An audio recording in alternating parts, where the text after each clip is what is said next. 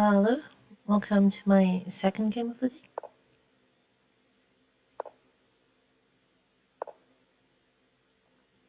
I feel quite blessed that we've not have had any Londons or Trompowskis so far.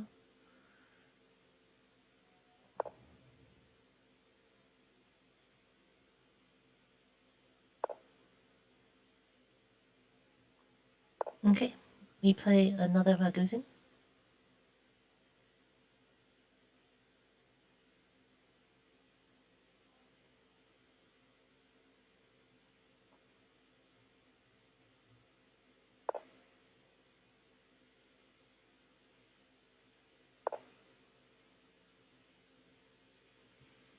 We've seen this before.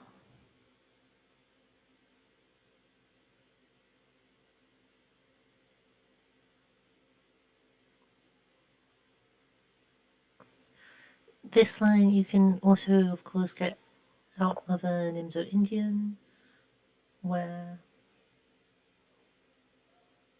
we later play d5.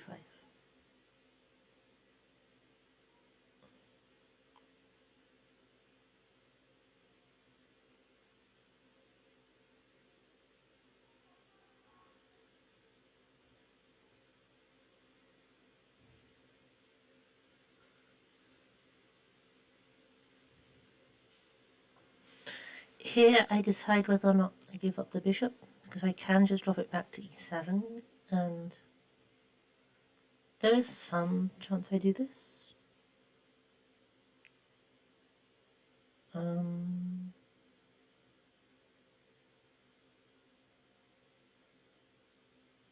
If we compare it to a Queen's Gambit declined,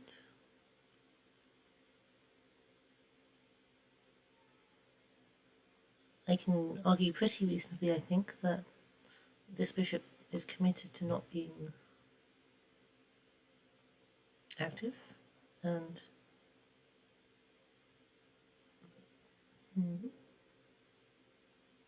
and this isn't scary.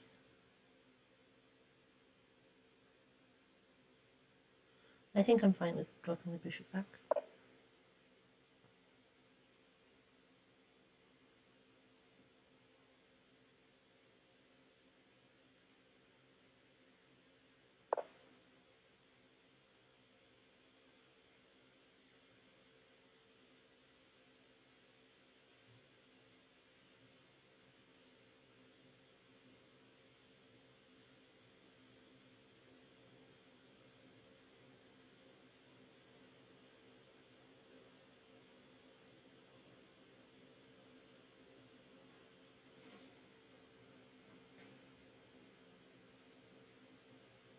Going d takes c4, bishop d3 is not unreasonable, but seems not too challenging. I think c5 also makes sense. b6 also good.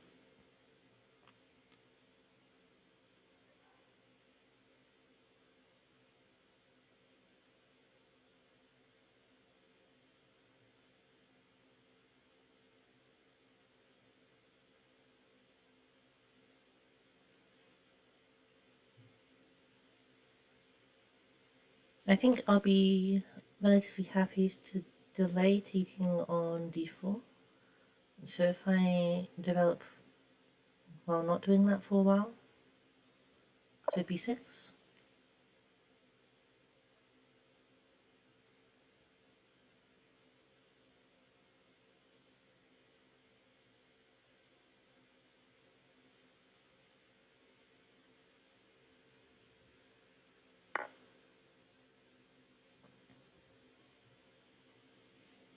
I don't want to take back and have the pawn hit, and so I'll take back with the pawn. This is a normal reaction for white in response to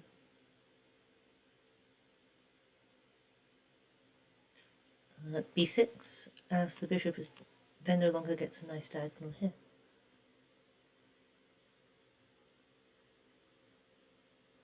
I however maintain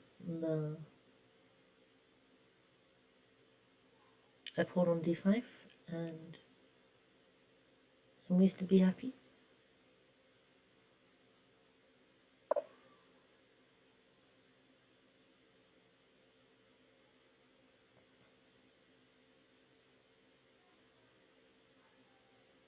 Okay.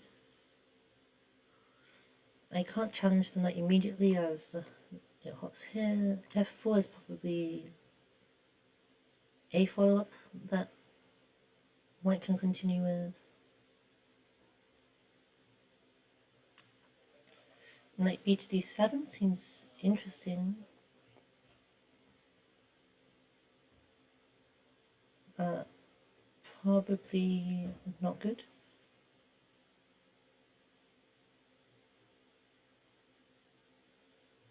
Bishop a6 suffers from takes, and knight c6, I think, becomes a disaster for me. So I will just play bishop b7, and then knight here.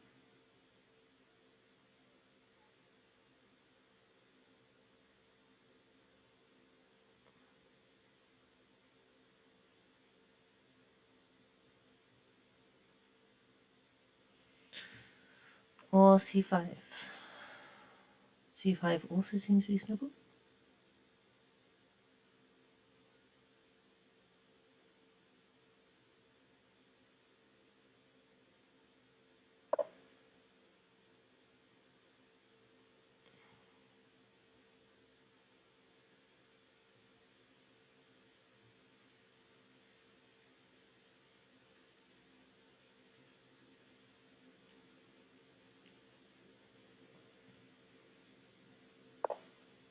I think I'm quite fine to take on some hanging pawns. My pieces seem active enough, and this knight becomes a bit flimsy.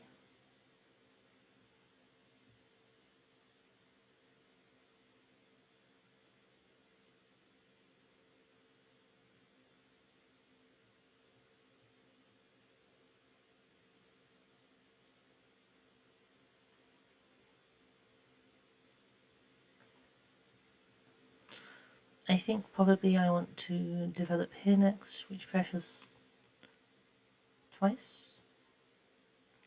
And exchanging, I think I am not unhappy with.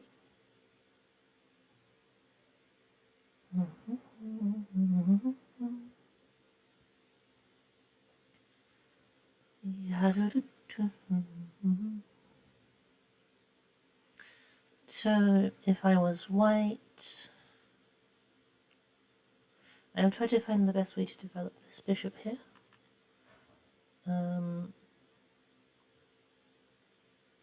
Which is surprisingly difficult to do. I mean, that develops quotation marks, but it seems to mostly just be getting the bishop off the back rank, which is helpful for the purpose of connecting the rooks, but not that much else.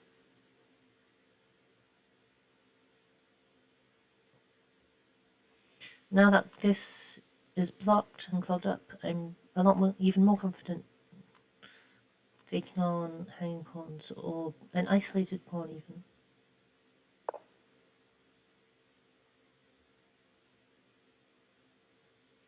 You have f4 takes, and I think something becomes weak.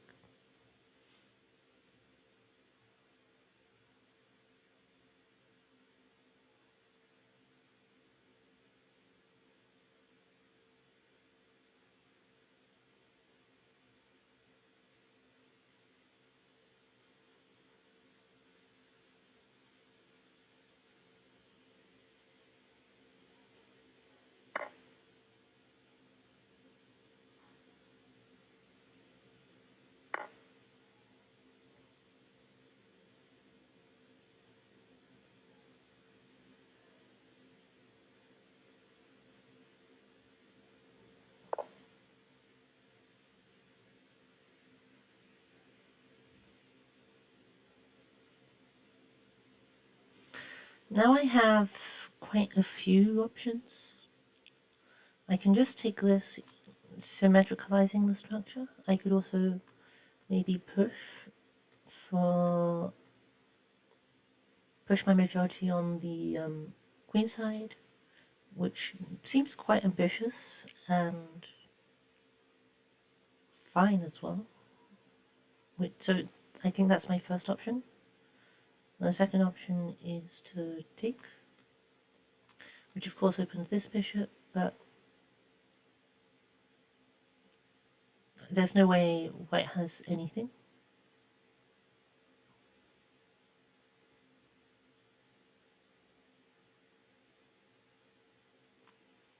I think I vibe with this pattern a bit more.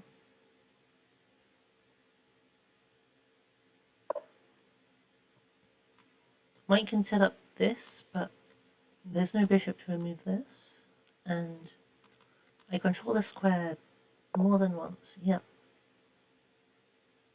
One brain cell.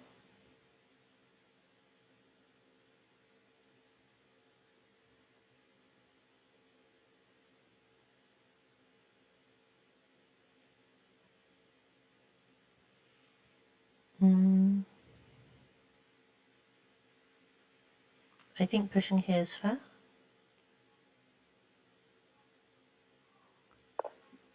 And then long term I want to do this, but I think I should do something to deal with the kingside threats, though they aren't too threatening.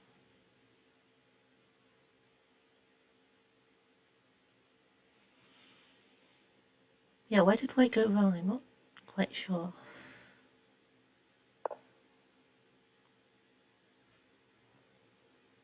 Queen f3 is sensible because it helps prepare e4 here. But I think after rook e8, it's far too risky, and I have pressure on d4. Like you're walking into a pin. Walking into a pin is bad, and then I have pressure this way.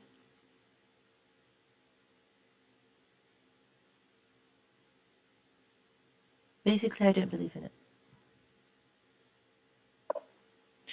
It is also just white's only option though, so perhaps.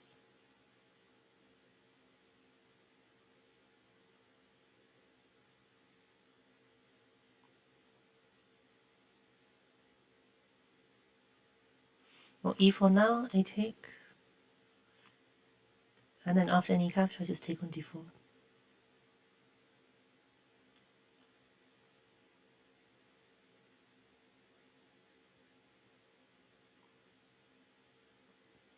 I think either of these is reasonable.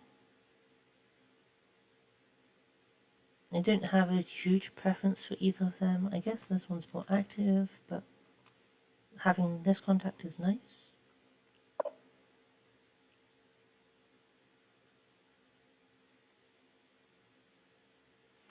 Probably this, just to keep my eye on d4.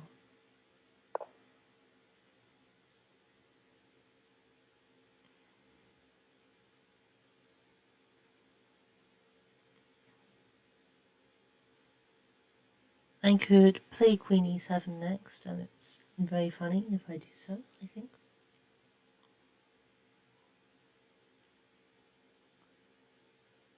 I think I could also play straight up knight e4.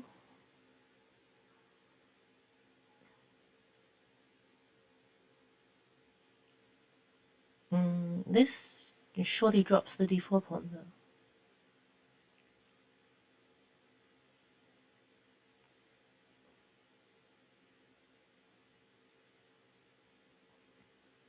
If I take the pawn first, you are obliged to take. I will assume with the knight, but the bishop is fine as well for me.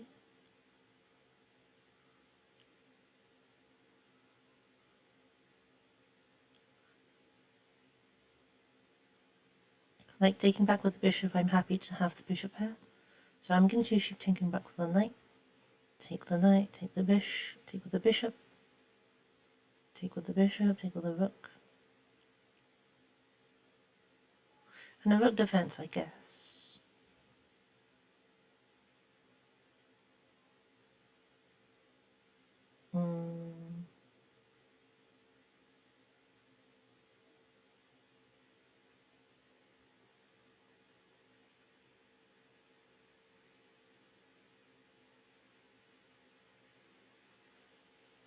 take the pawn, take with the knight, just take the pawn. I think that's okay. Bishop e3, I take here. It's getting a bit weird.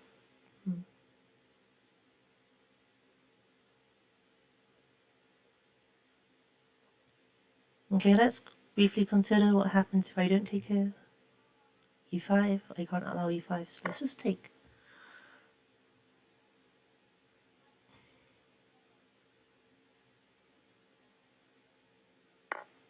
Okay.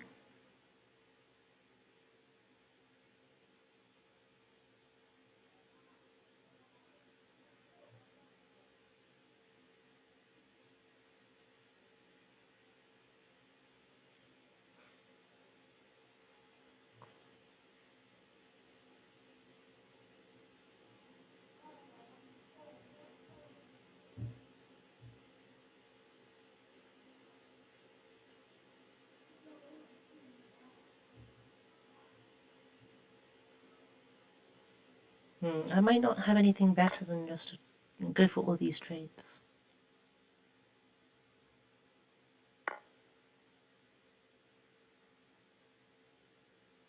I could take with a rook for the fun of it.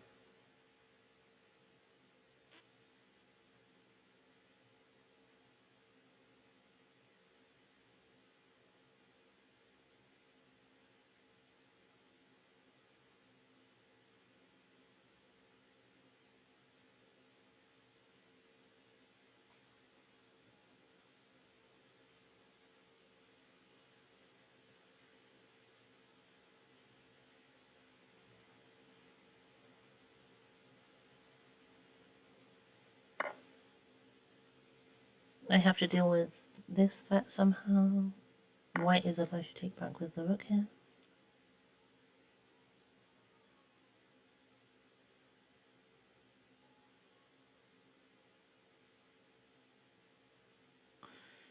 Queen here, which is the most appealing looking, fails to rook takes. Queen takes, rook takes bishop, wins a bishop.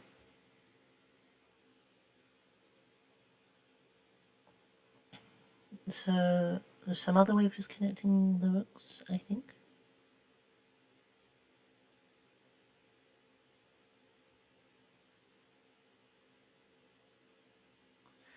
Or maybe even just the trade, challenge, with defense of the pawn, I think. Let's do this.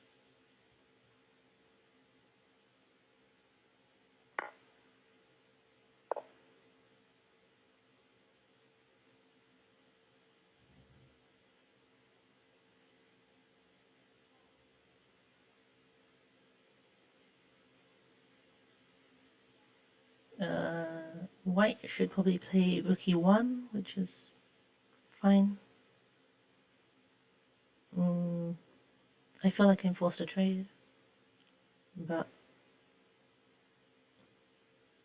it's also not that dangerous.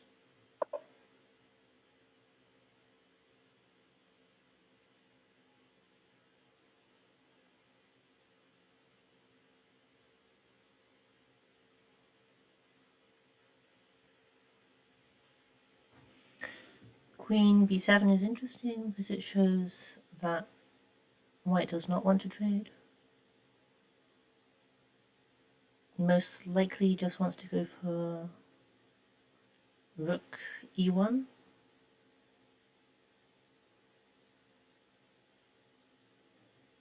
Yeah. The fact that this attacks the pawn end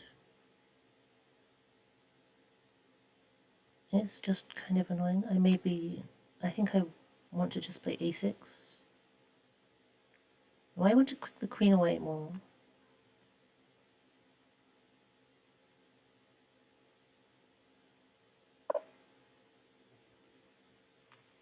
So I want queen b8, queen a7 then?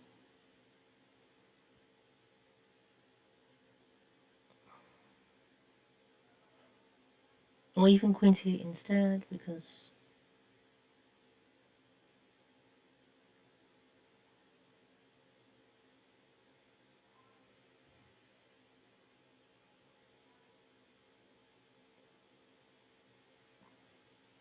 Just importantly, the infiltration square on e7 is covered, so white has no way to checkmate me.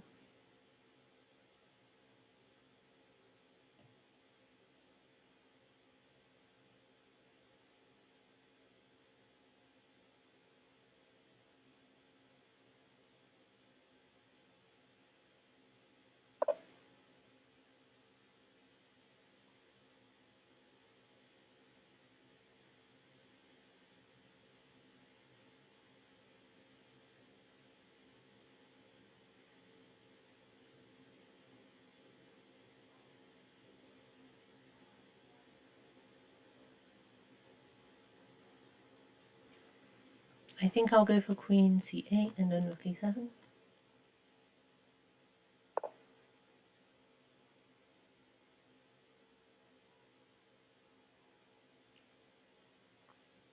I think any trades benefit me.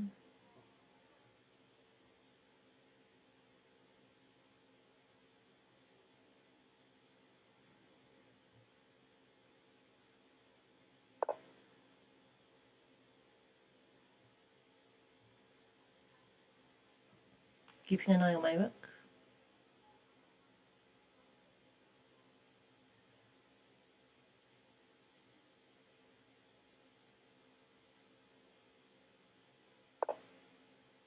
I can swing this both to here and to here, which is nice. Of course, this has the downside of this.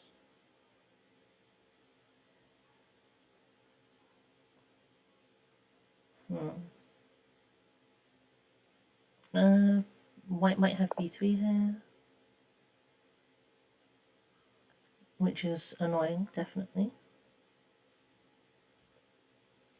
This seems like a bad idea to me. I can now play rook e7. I want this trade of rooks. I like this endgame. And then bishop d6, of course, I just take.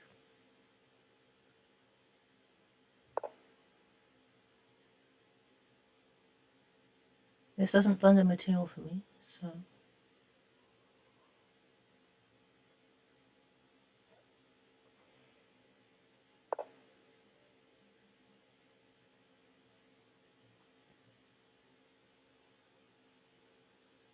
Yes, this is possible. And I think I want to just now attack the pawn.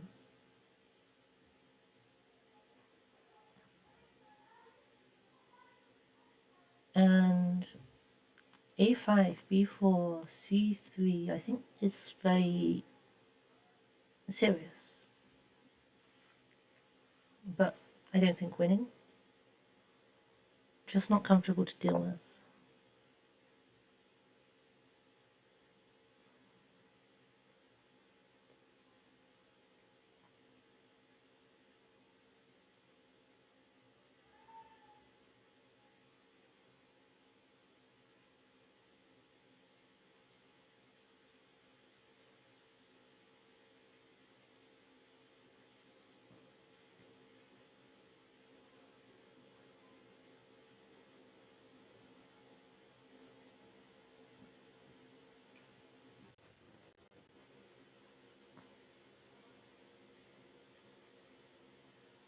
I think I want the queen, my queen more active.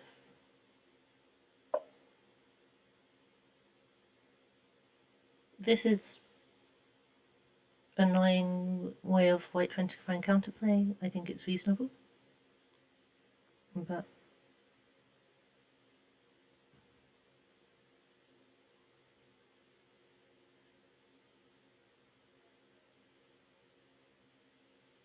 it can be dealt with.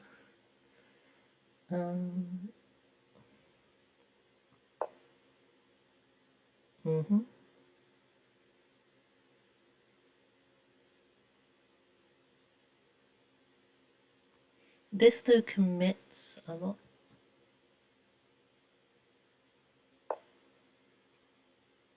I think I'm happy just pushing my now 3-2 majority.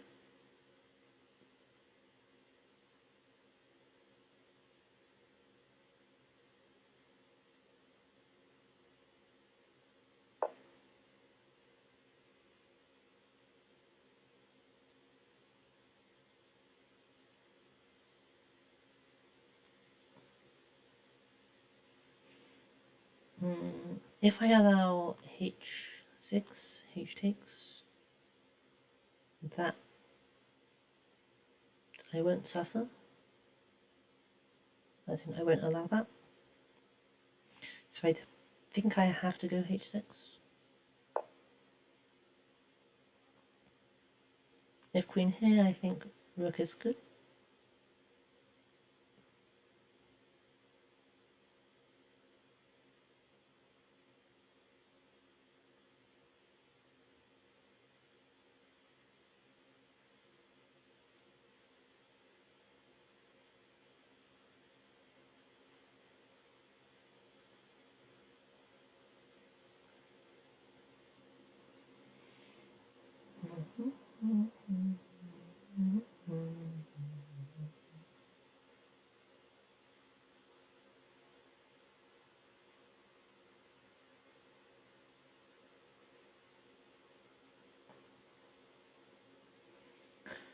I guess I just want to push b4 next.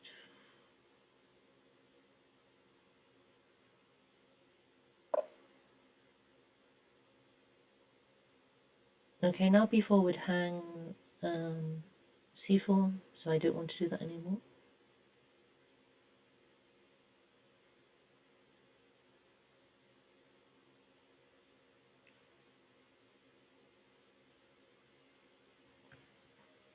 This also threatens to come to the back rank, so I think it's fine to do this.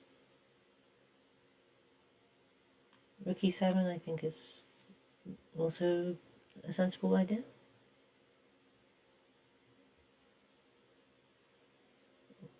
H5, while also being aggressive, I think you can also definitely call it a weakness. It's hard to defend without playing g4, and g4 is... I don't think white's ready for g4.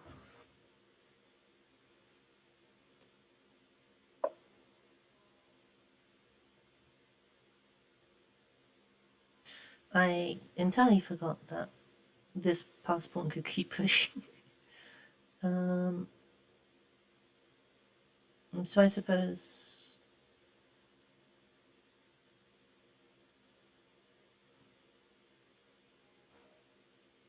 I think queen c5 makes sense.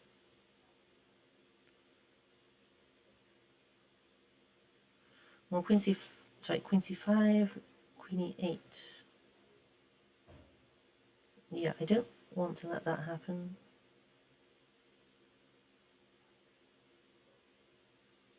So I guess just b4.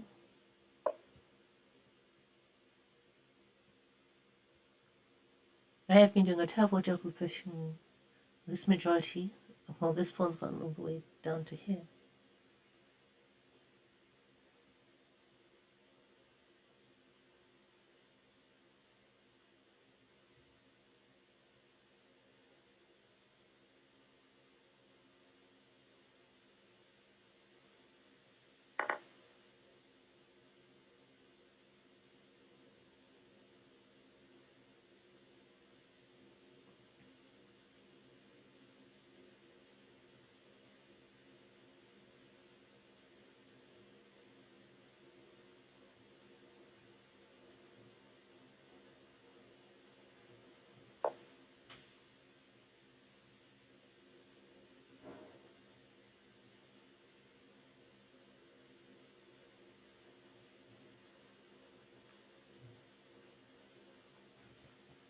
I think here I push.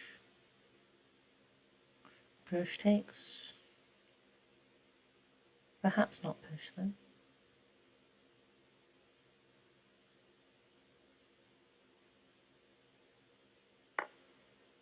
I just take here.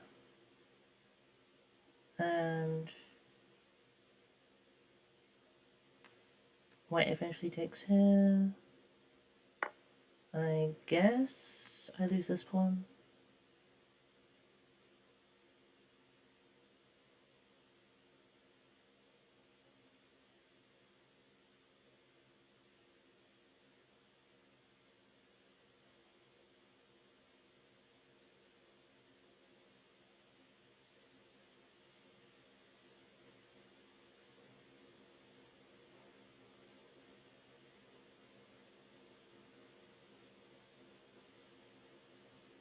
This is tricky. I don't want to let queen e8 happen, but it might.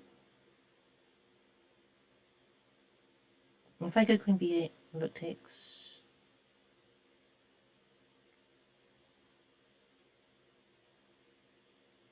Or queen b8, rook takes, rook, queen takes rook. It's fine.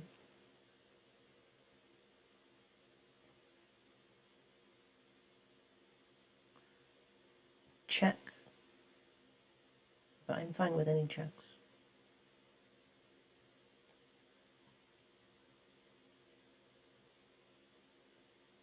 So I think queen b8. Final answer.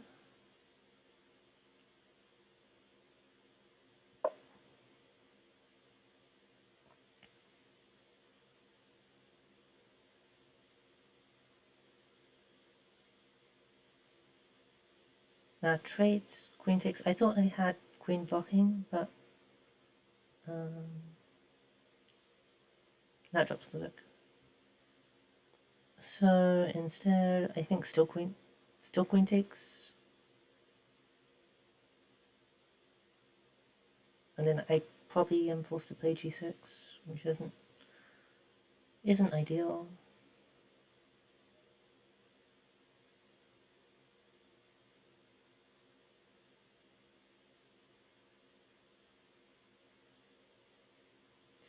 Given another turn, of course, I just take this.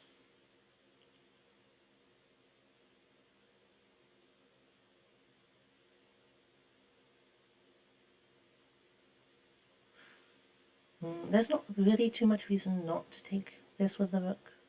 Take back with the rook. What? Is this winning? For... why?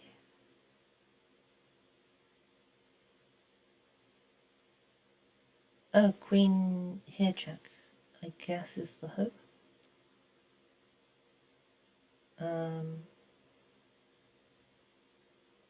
Okay, of course, now I have to start calculating some funny variations like check. King is here, otherwise it's been getting checkmated. King here, king here.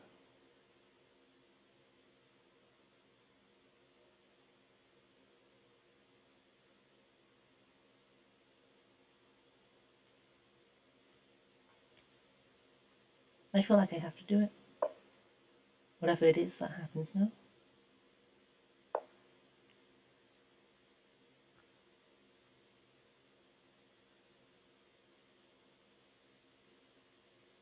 Okay, rook check.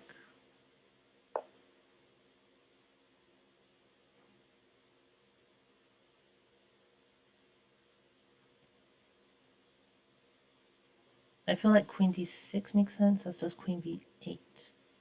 I'm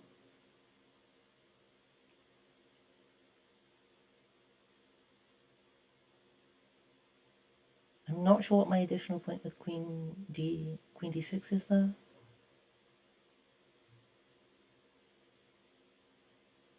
So if I take care right now, the rook is hanging, yes.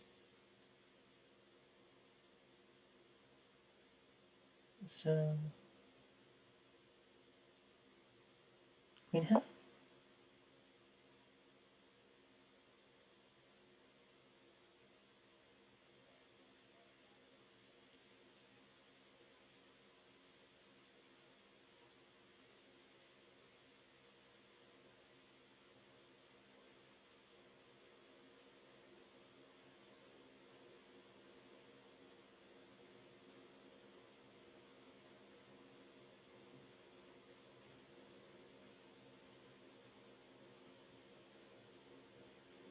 Well, queen d6 also defends this pawn, and so that made up. And queen d6 also attacked this bishop. That was the other point.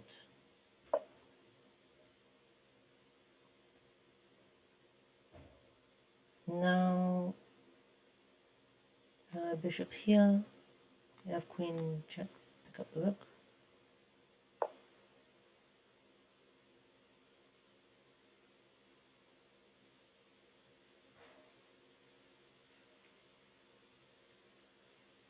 And then I want to just drop the bishop back to f6, I suppose.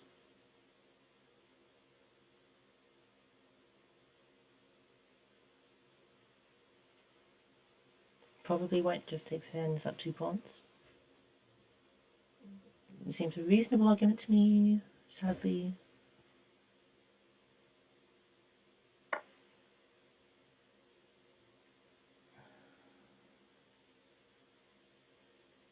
I'll go attack this pawn on the edge, like this.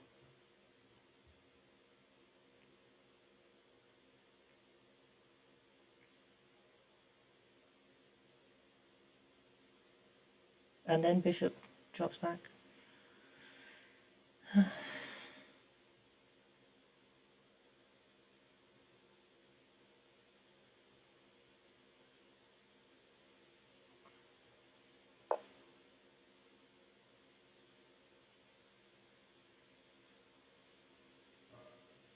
Okay, I can't get away with taking this. Ah, my time. I think this should just be winning for white, but it's...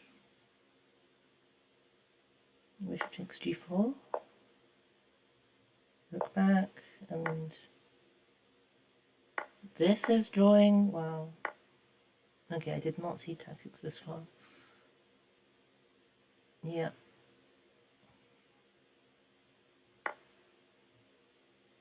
Oh, rook e7.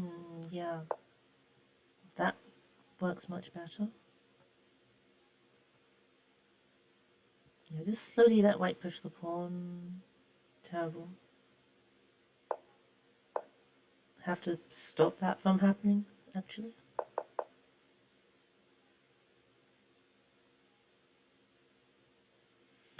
So bishop d6 is better because I thought I was...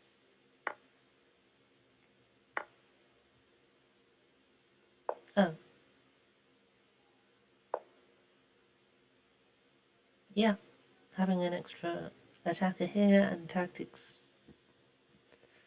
Tactics for real. That's cute.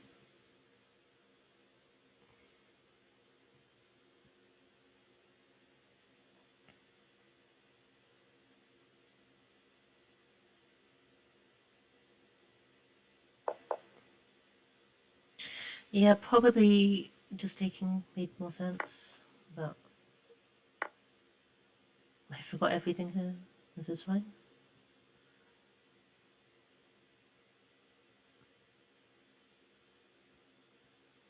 Yeah.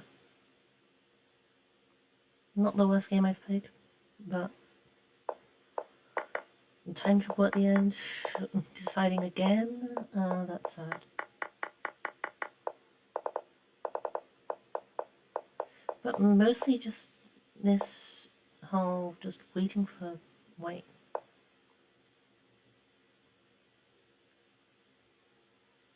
Rook d8, queen takes, rook b7. This doesn't seem... It seems very odd to me. A perpetual on the queen?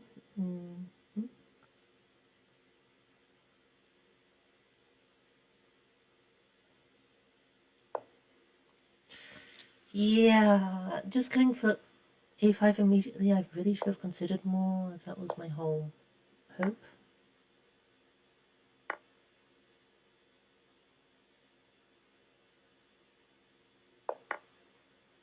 So really this inclusion of rook e8 and rook e1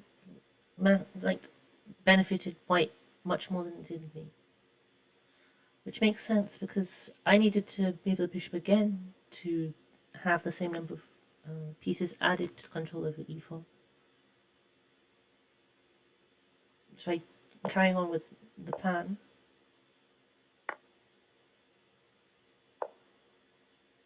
And this hits before and knocks away in control of e4. Yeah, right plan didn't follow through.